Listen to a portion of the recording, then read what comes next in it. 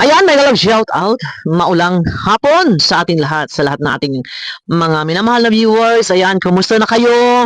So, ayun, at hindi ako nakapag-upload kagabi guys. At biglaan po, ah 7 ng gabi kagabi ay tulog ako. Biglaan ang biyahe namin papuntang Bulacan. At nakauwi ako ng 3 a.m. So, isa lang po yung aking naging upload kahapon.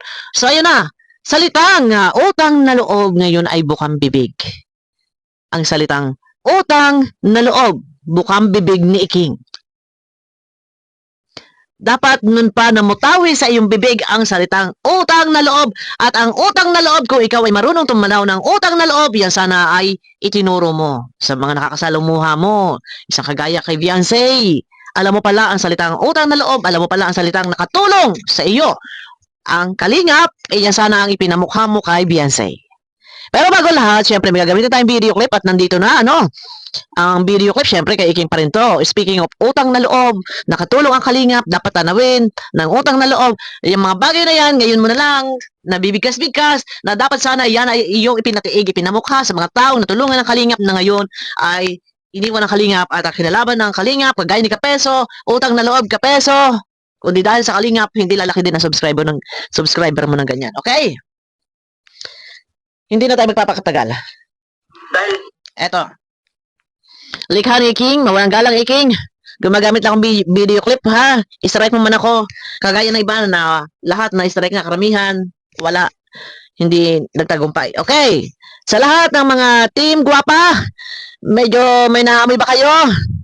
Bakit ngayon ay parang bumabaligtad si Iking? At speaking of nakatulong, utang na loob ko no. Bakit nga doon hindi mo nabigkas-bigkas yan? Okay, ito na. Yan ang natutunan natin. Ulitin ko. Ano na yung ulitin mo?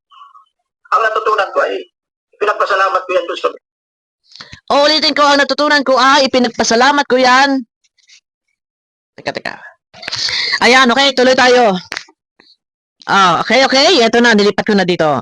So, pakinggan, ang sinasabi ni Iking, okay? Dahil yan ang natutunan natin. Ulitin ko. Yan ang natutunan natin. Ulitin ko. Ang natutunan ko ay pinagpasalamat ko yan doon sa kabila.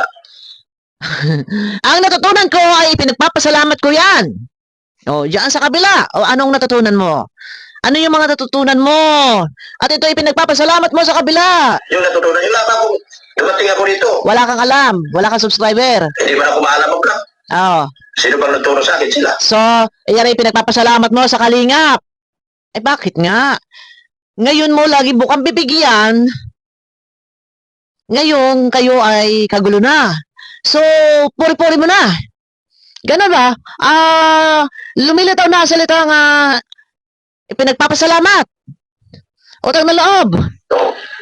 Sila man lahat nagturo sa akin. So, bakit natin Ba't kayo magalit, no? Kasi sila naman ang nagturo sa akin, so bakit natin so wag daw kayo magalit ha. Kasi akali nga pa nagturo sa kanya, dumating walang subscriber, nakatulong, so sila naman ang nakatulong, so wag natin wag awayin, wag traidorin. Wag daw kayo magagalit, sabi niya ha. Basta kayo magalit, no? Kasi sinabi ko lang totoo. Wag daw kayo magagalit, kaya mga team guwapa kasi sinabi niya lang ang totoo. Yun naman pala. Pinagpasalamat mo na malaking tulong yung kabila na dumating ka, wala kang kaalam-alam. So, karay-karay mo na ngayon. Ang salitang wala kang kaalam-alam, wala kang subscriber, wala kang sponsor, wala kang viewers, kaya na dumating ka sa kalingap, ito ay nagkaroon ka na ng kung anong mga tinatamasa mo ngayon. Kaya yan dahil sa kalingap, so ngayon mo na lang yan, bukang bibig mo, pero bakit laging bukang bibig mo?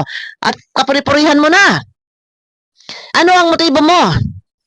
Sa palagay mo ba, sa iyo pagpupuri-puri-puri sa kalingap, sa palagay mo ba matutuwa ang mga viewers ng kalingap sa iyo?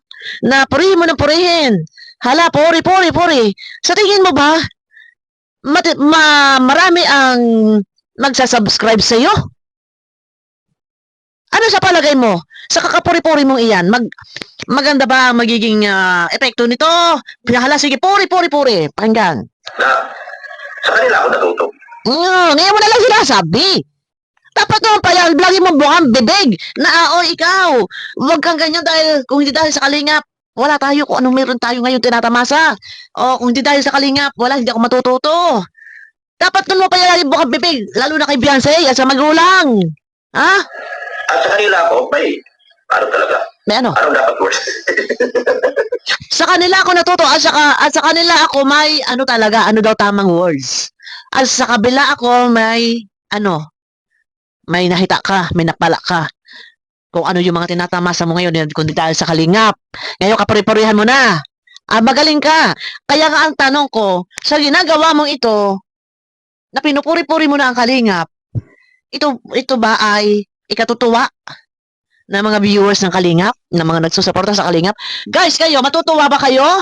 Sa ngayon, na sila nagkakagulo. Kung hindi pa nagkagulo, hindi mo gagawin ang lahat ng ito, hindi mo sasabihin to. Basta ngayon na lang, kasi nasabi ko na totoo. Ano? So, ay baka naman nasamahin nyo kung sinabi ko.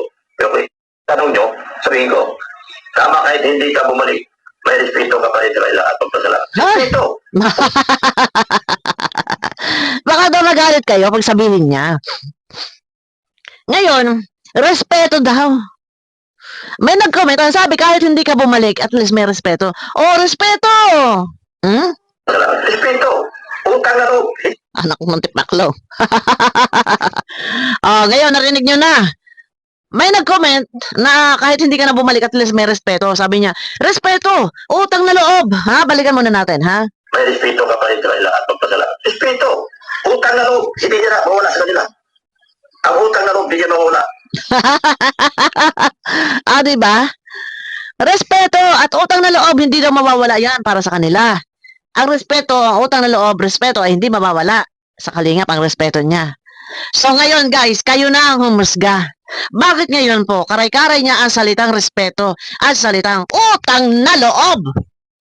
Bakit ang lintik na utang na loob na yan ay hindi mo ipinaalala at baka nakalimot ang pamilya?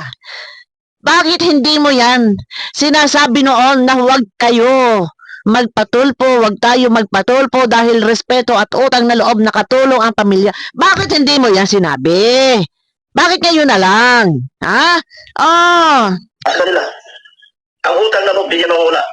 talaga? Utang na loob ko sa kanila. So, sabi ko sa inyo karay-karay na salitang utang na loob. Guys, sa lahat ng mga viewers, kayo na ho mag-comment. Ano ho ang masasabi niyo sa salitang ngayon ay nilulumlum niya? Ginunguya-nguyanan niya ang salitang respeto at utang na loob. Ngayon ho, ginunguya-nguyanan niya, kinakain niya ang salitang respeto at utang na loob. Ano ho ang inyong masasabi dito? Ngayon, na lamang nang nagkakaroon ng kaguluhan at sa tingin ko ay hindi pa ito ang mga anuhan nyo nila kapeso, mahaba-haba pa ha. Ngayon mo sinasabi, gigilis ang cellphone ko. Ngayon mo, nilulumlum, nginangat-ngat ang salitang respeto at utang na loob na ikaw ay may respeto at utang na loob sa kalingap. Aywan ko lang, agyan ay napanood, di kapeso. Na ngayon mo sasabihin yan, na oo, may respeto ako at utang na loob sa kanila. Magkarambola kayo ni Kapeso. Malamang hindi makabuelo si Kapeso ngayon Dahil alam nyo, nasa legal action na yun legal process na Pero, ngayon mo na lang yan, ginangata-ngata. Ang salitang respeto at utang na loob. Nakatulong daw ang kalingap. O, di ba? Di ba? Ang utang na loob, hindi niya mawala. Utang na loob ko sa kanila. Ano ba? Sa tingin mo ba, Iking, ang mga viewers na sumusuporta sa kalingap, maniniwala sa iyo? At sa mga ganitong mga salita mo, ay matik ay manunumbalik ang kanilang damdamin para sa iyo? At muli susuportahan ka at yayakapin ka? Ano sa palagay mo? Kahit ilang beses ka pa, magpauli-uli ng iyong mga papuri. At sabihin ikaw ay may respeto at utang na loob, ay hindi ko alam kung mayroon pang maniniwala sa iyo. Kung ang mga panahon kasagsaga ng mga kaguluhan at kaisyuhan at mga tulpuhan, ang mga salitang iyan ay iyong ipinaalala sa pamilya na may respeto, utang na loob ang ating pairali dahil kung wala ang kalingap, wala ang lahat. kung anong meron tayo, wala tayong mga sponsor. Dapat doon pa yan ay sinabi-sabi mo na. Bakit ngayon na lang? Mas maniniwala kami. Ha? Nasabihin mo yan. Kung wala pa nagaganap na kaguluhan. Kaya mo sinasabi ang lahat na iyan dahil tagilid ka na. O, di ba? O, hindi tayo pwede kumalaban. Sabi ko sa inyo eh. Di ba? Hindi tayo pwedeng kumalaban. Ayan ang sabi ni King. Hindi na pwede kumalaban. Ano ang tawag? Sa lahat ng mga video ginawa mo. Isa-isa pa ba natin? Lalapagan pa ba kita? Tinawag ka makailan lamang, tinawag-tawag mo ng ating hari. Pati ang kape BSM kape. Pati ang BSM kape na sinabihan mong animal. Nandito eh. Teka muna ha, mamaya, sige. Ang mga taong nakatulong sa atin na malaki. No. Kaya yun. Ano yung stand part kasi pare-pare Wala na. tayo galing. Oo, pareho tayo. Kaya huwag natin kalimutan yung maganda nagawa sila sa atin. Huwag mo kalimutan yung magandang nagawa para sa kanila. Kayo na ang bahala. Guys, maniniwala ba kayo? May plano? Napapurihan muli? Sino maniniwala dito? Ngayon na lang, bakit hindi mo yan? Sinabi kila Beyonce. Panahon na nagkakaroon ng kaguluhan at nagpatulpo. Bakit ngayon na lamang? So, nililigtas mo ang sarili mo. Sinesave mo na ang sarili mo. Pinupuri mo na kalingap. Sa tingin mo, sino? Sino ang maniniwala sa iyo? Bakit mo ginagawa lahat ng ito? Dahil, para ano? Tagilid ka na. Nagkakagulo ka na. Mas maniniwala ang mga tao. Kung nun pa, yan ang iyong bukang bibig. So, ipagpapatuloy pa ba natin? Alam nyo na, narinig nyo na sa introhan. Ano pa ba? Hindi natin pwedeng kalimut. Kahit saan ako makarating, hindi ko yung kinakailan. Ako ay nagaling sa kalingap. Sabi ko sa inyo eh, mahaba to. O, diba? So, comment kayo. Marapat bang yakapin, paniwalaan, purihin? Si Iking, ano masasabi nyo? Mahaba to.